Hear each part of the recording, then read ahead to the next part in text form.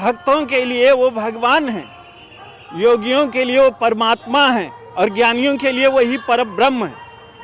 वेदों में त्रिकांड, हमारा वेद जो है त्रिकांडमय है, कर्म कांड, उपासना कांड और ज्ञान कांड। अब भगवान के राम के उपनिषद में जब जाएंगे तो भगवान का जो स्वरूप है वो अगम है, दुरूह है, अगोचर है, अव्यक्त है। उसके बारे में तो जानना ऋषियों मुनियों के लिए भी दुर्लभ और कठिन है। अब वही भगवान, एक बार भक्तों ने क्या कहा, भगवान से प्रार्थना किया कि प्रभु आप तो अव्यक्त हैं, तो अब जरा व्यक्त होइए। तो भगवान क्या है, मनु शतरूपा के सामने उस रूप में आए। भक्तों ने कहा अभी भी आप दूर हैं, थोड़ा और करीब आइए। तो भगवान ब्रह्मा विष्णु महेश के रूप में आए, बोले थोड़ा और करीब आइए। तो भगवान का अवतार हो गया, त्रेता में राम जी आए। भक्तों ने कहा प्रभु त्रेता में आके आप चले गए, तो अब और आइए। तो भगवान इस विग्रह में आए कि अब ये विग्रह जो है सबके लिए सुलभ है। सब ही सुलभ, सब दिन सब देशा, सेवत सादर समन कलेसा। ये जगत गुरु सूर्याचार्य जी जो हैं, इनका मैं परम गुरु हूँ, गुरु से भी ऊपर परम गुरु। और मैं हनुमानगढ़ी यहीं से, और यहीं से मेरी नागापनी हुई है और उस समय से मैं यहाँ हूँ, इसमें लगा हुआ हूँ जिस समय सियाराम शरण जी महाराज उसकी पूजा अर्चना करते थे, जब हम लोग गांव से चंदा ला करके देते थे। तो हनुमानगढ़ी से होने के नाते मैं वैष्णव हूँ और आगे चल करके तो मैंने अखंडानंद आश्रम में और अपना अध्ययन अध्यापन किया। नृत्य गोपाल दास जी महाराज और वामदेव जी महाराज के संरक्षण में हम इस सेवा कार्य में जुटे रहे। तो ये है। और संजय मिश्रा जी, अनूप पांडे और देवेश पांडे जी, मुंबई से आप पधारे हैं।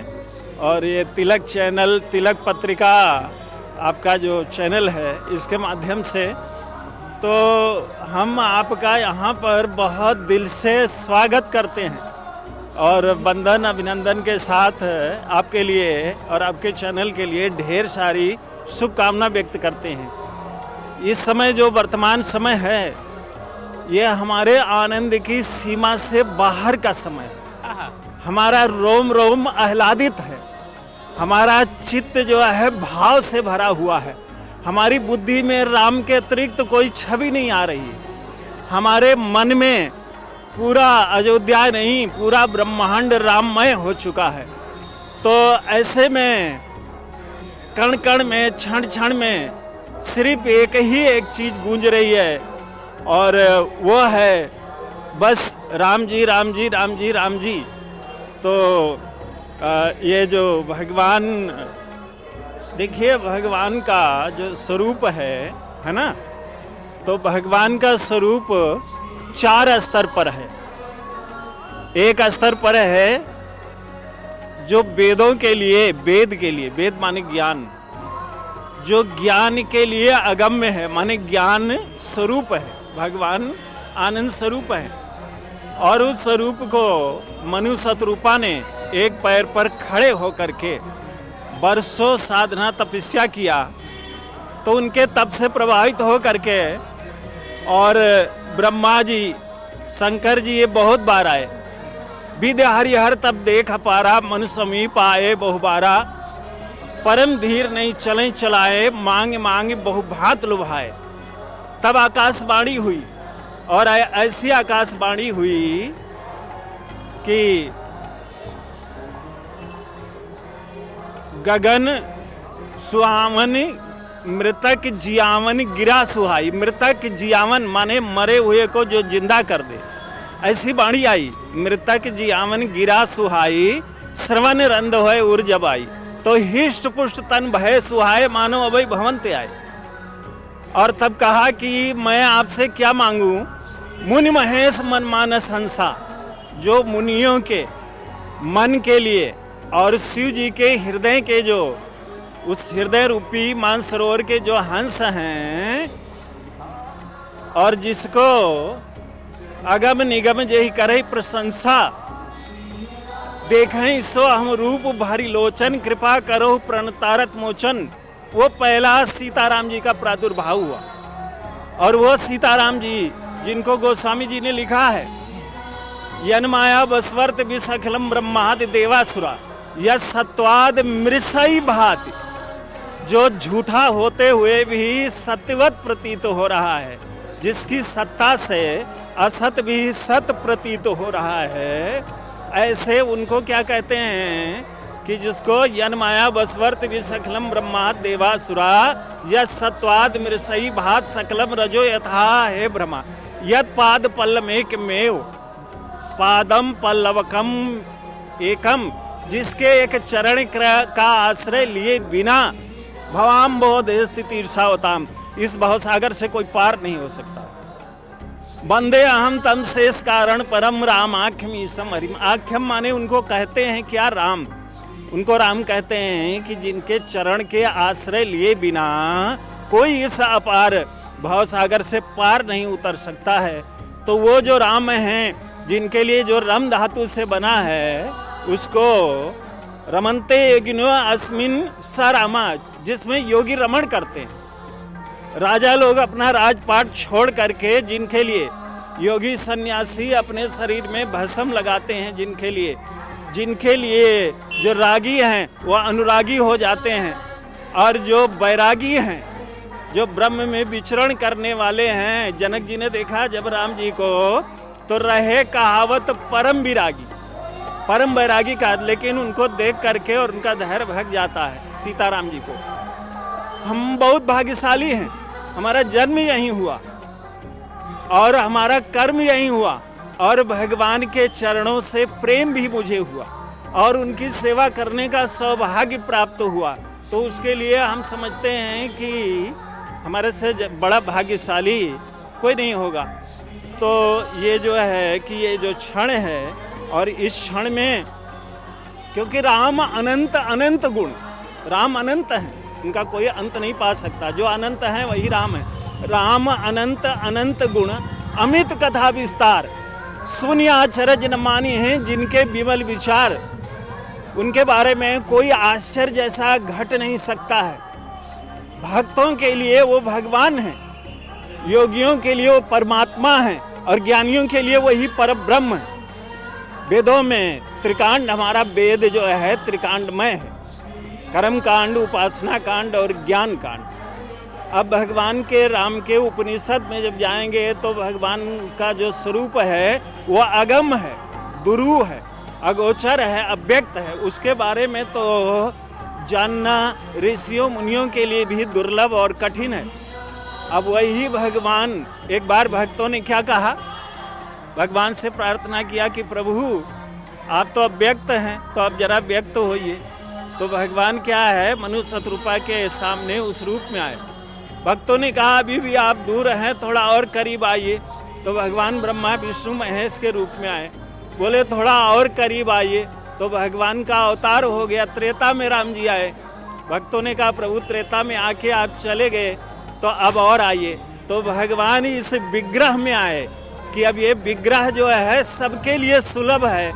सब ही सुलभ सब दिन सब देशा, सेवत सादर समन कलेसा। उसका सेवन करने से सादर विनम्रता पूर्वक सारे कलेशों का नाश हो जाता है। तो वो श्री विग्रह के रूप में रामलला हमारे यहाँ पर ये जो है श्री विग्रह के रूप में इनकी पूजा अर्चना होती थी। आतताइयों ने, विधर्मियों ने हमारे धर्म पर, हमारे हृदय पर, हमारे प्राणेश्वर पर वो घात किया और उसको नष्ट भ्रष्ट किया, अपना स्थापित किया। उसके लिए पिछले 500 वर्षों से लाखों लोगों की जान जा चुकी है। आज उनकी आत्माओं को मैं आपके चैनल के माध्यम से नमन करता हूँ, वंदन करता हूँ, और उनकी आत्माएं आज भगवान के उस श्री विग्रह में विलीन हो जाएं, ऐसी मैं प्रार्थना करता हूँ। ये उनका प्रयास चलता रहा, धीरे धीरे वह सब बहुत प्रयास हुए। नागा लोग जो हम हनुमानगढ़ी के हैं, यहाँ के नागाओं ने बहुत कुर्बानी दिया है। उसके लिए आप लिखेंगे ना तो बरसों जो है उसका इतिहास ना पढ़ पाएंगे, और आप जो है हृदय से करेंगे तो आपका हृदय कलेजा विदीर्ण हो जाएगा, फट जाएगा। और उसके बाद सरकारें आई, उन्होंने भी ध्यान नहीं दिया। अब ये राम जी के चरणों से उत्पन्न हुई जो सेना है, आज वह सत्ता में है, कोई गलतफहमी में है, वो किसी पार्टी नहीं है, वो राम जी की सेना सत्ता केंद्र में है, राम जी की सेना सत्ता प्रदेश में है। तो प्रदेश की सत्ताधीश जो है उन्होंने इसको सजाया, और ये दोनों भक्त हैं, परम भक्त हैं। और जो परम भक्त हैं भगवान किसके? जो भक्त हैं। अभक्त हैं उनके भगवान नहीं होते, वो तो उन पे दिमाग लगाएं, बुद्धि लगाएं। तो ये परम भक्तों के पूरे आज ये हमको जो खुशी, भगवान तो खुशी दे ही रहे हैं, लेकिन इनके तरफ से जो खुशी है वो बहुत बढ़ गई है, क्योंकि वो आ रहे हैं। भगवान के साथ साथ हमारे देश का राजा आ रहा है, हमारे देश का मंत्री आ रहा है, और हमारा संत समाज आ रहा है। देश के विदेश के सारे धर्माचार्य आ रहे हैं, सारी वैसी जो भगवान को मानने वाली है हस्तियाँ आ रही हैं, और उनका ये जो संगम हो रहा है ये अद्भुत है, अकल्पनीय है, असोचनीय है। इस पर कोई सोच नहीं सकता, इसकी कोई कल्पना नहीं कर सकता। और इसमें देखिए, भोजन अच्छा हो, स्वादिष्ट हो, उसमें नमक और चटनी ना मिले तो मज़ा नहीं आता है। तो थोड़ी बहुत जो कुछ बाहर की इधर उधर की बातें हैं उसकी चटनी है और कुछ नहीं है इसके अलावा, क्योंकि वो लोग भी भक्त ही हैं। सब कोई यहाँ पर कोई विरोधाभास नहीं है। तो इस तरह से आज ये जो आनंद हो रहा है, रामचरितमानस की एक चौपाई है, बहुत गजब की। ये राम जी कौन है पूछा तो कहा कि जो आनंद वो साक्षात आनंद है। और कौन सा आनंद? सिंधु, जो आनंद के सागर हैं, करुणा के सागर हैं, दया के सागर हैं। ऐसे जो राम जी हैं जो आनंद सिंधु, सुख राशि, सुख की राशि हैं, सीकरते। अरे उसमें से एक बूंद भी तीनों लोगों की प्यास बुझ जाएगी। हमारे बर्तन तो छोटे हैं, हम चाह रहे हैं कि हमारा पात्र बड़ा हो जाए, वो आनंद समाहित नहीं हो पा रहा है, वो छलक रहा है, छलछला रहा है, वो बह रहा है, जो चारों तरफ दिखाई दे रहा है, वो राम है। योगियों में रमण करने वाले राम, आनंद के सागर वो राम। एक चीज़ और बता दें, जहाँ ध्यान आपका जाए, जिस पर किसी ने कोट नहीं किया होगा, वो पहली बार बता रहा हूँ। ये जानकारी पहली बार जाएगी और ये चैनल के माध्यम से। अभी मुहूर्त पर विवाद चल रहा है, कुछ प्रश्न हैं। एक घटना है, त्रेता की घटना है, भगवान का विवाह हो रहा था, उस समय शुक्र अस्त थे, और मुहूर्त किसने विचारा? बृहस्पति जी ने। अब भगवान के लगन के समय आई तो क्या हुआ? शुक्र आकर के और बृहस्पति से झगड़ा करने लगे। आपने मुहूर्त विचारा और मैं अस्त हूँ, ऐसा मुहूर्त। तो मुस्कुराए बृहस्पति जी, बोले विवाह किसका हो रहा है? बोले राम जी का। अरे बोले तुम अस्त हो कि मंडप में आके झगड़ा कर रहे हो? तुम अस्त किधर हो? अस्त हो। तो ये राम जी का जो कार्य है, इसका कर्ता अकेले राम जी हैं। ये राम जी के कृपा के बिना हो ही नहीं सकता था, है ना। प्रयास तो 500 वर्ष से हुआ, कुर्बानियाँ हुई, लेकिन जब राम जी की इच्छा हुई तो बात बनते देर नहीं लगी। अब जब राम जी की इच्छा जहाँ है भैया, वहाँ पर तो इसका आनंद लेना है, ले लो, और नहीं घंटी बजानी घंटी बजाओ, घंटा बजाओ, जो बजाना बजाओ। वाद्य तो राम जी के पास बहुत हैं, और इसमें तो शिव जी की भी सेना है, सारी सेना है। भाई शिव जी की सेना दूसरे तरह की है, को मुख इन विपुल मुख काऊ, किसी के एक मुख है कि बहुत है। और एक नारायण की सेना है जो सजी धजी है ना। एक इंद्र की सेना है देवताओं की। तो ये सारे लोग अपना अपना वाद्य बजाएं, लेकिन आनंद तो इसका यही है, वो भी एक आनंद ही ले रहे हैं। कोई बैठा नहीं है कि कोई चुप नहीं बैठ सकता। यही आश्चर्य है। आश्चर्य यह है कि भगवान के आने पर कोई चुप नहीं रह सकता, चाहे किसी भी तरह से। और भगवान ने तो कहा है कि भाव से कुभाव से भाव कुभाव अनखा लसहु, नाम जपत मंगल दिस दसहु। मैं कहता हूँ नाम जपत नहीं, राम जपत मंगल दिस दसहु। सब जप कर रहे हैं, चारों तरफ जप हो रहा है। तो चारों तरफ जप हो रहा है। संक्षेप में इतना ही।